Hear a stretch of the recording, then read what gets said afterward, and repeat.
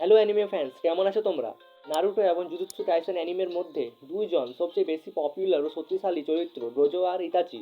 এই দুইজনের মধ্যে যদি কখনো লড়াই হয় তাহলে কে সেই বিধ্বংসী যুদ্ধে পরাজিত হবে আর কে সেই যুদ্ধে জয়লাভ করবে? আজকের ভিডিওতে আমরা এটাই জানার চেষ্টা করব। আর তাই কোনো রকমের দেরি না করে চলো আজকের ভিডিওটাকে শুরু করা যাক।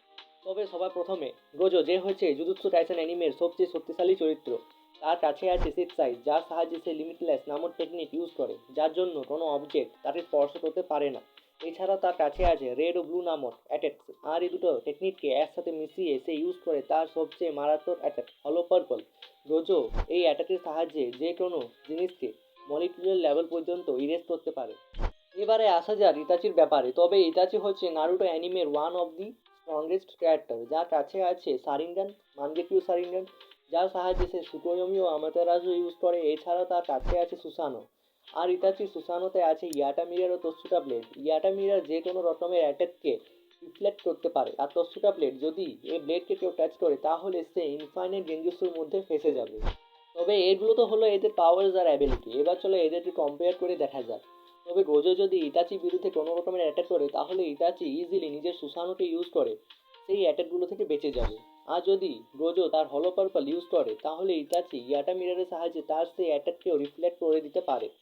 আর যদি ইতাচিও গোজোর বিরুদ্ধে কোনো রকমের অ্যাটাক করে তাহলে গোজোর লিমিটলেস টেকনিকের কারণে আরও কোনো রকমের ক্ষতি হবে না।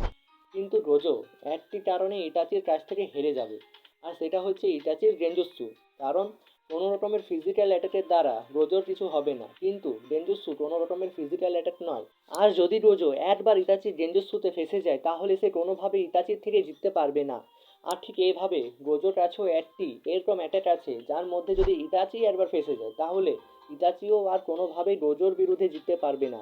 আর সেই অ্যাটাকটা হচ্ছে গোজোর ডোমেন এক্সপ্যানশন। মোটামুটিভাবে বলতে গেলে গোজো ও ইতাচির ব্যাটেলে কে জিতবে তা পুরোপুরিভাবে নির্ভর হচ্ছে সিচুয়েশনের ওপর।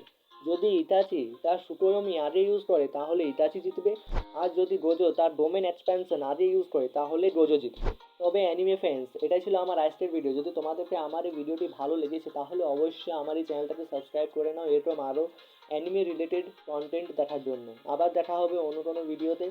Bye bye.